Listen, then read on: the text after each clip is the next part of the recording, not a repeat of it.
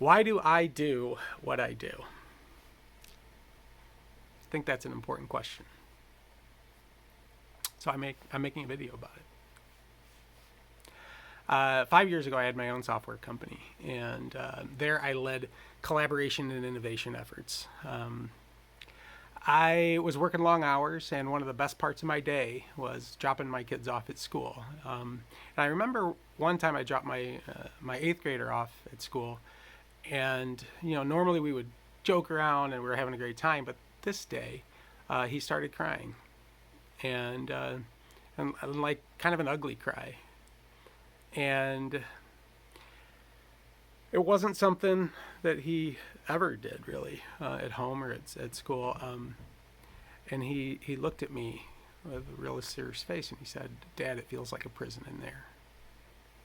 And I was like, "What do you mean?"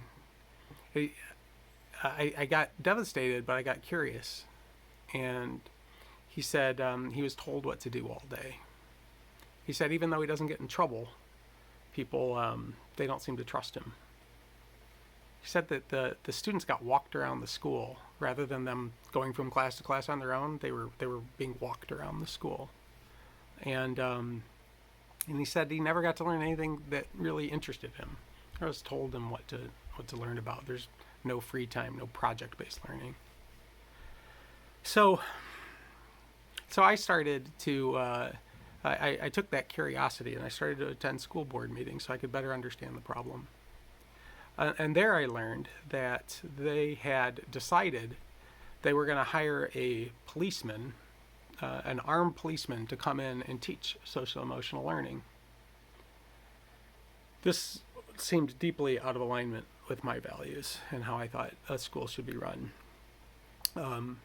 And then I also learned that the social emotional learning tool that they were going to use was one of the lowest rated programs that, as evaluated by CASEL, the Collaborative for Academic and Social Emotional Learning. So I was perplexed. I knew the teachers were great. I knew the superintendent was great. I knew the principals were great, and I knew the school board was great. I was personal friends with several of them. But somehow, all these great people were making poor decisions. And based on my experience in the software world, I thought, you know what, this is a design problem. It's there's some poor feedback loops going on, and there's some poor data. They're not evaluating the right data. And also I thought they're not collaborating in the right ways to get to the right decisions. I've also been on a board, and I know that it's a skill to be able to get to the right data to make good decisions.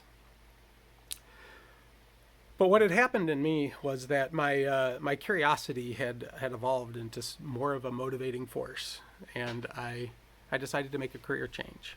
I sold my company, and I decided to teach in Chicago Public Schools for a couple of years to get more of that sort of frontline experience. What does it feel like for the teachers and in some of those difficult situations? I thought that was something I needed to understand better. And after a couple of years of teaching in some of Chicago's toughest schools, I've decided I want to get back into the solution design side of this career change and do the social emotional learning software design and collaboration with school boards and with superintendents and principals and teachers, and ultimately with students. So that's why I do what I do. I do it because I was touched by what was broken, and I believe that I can add value.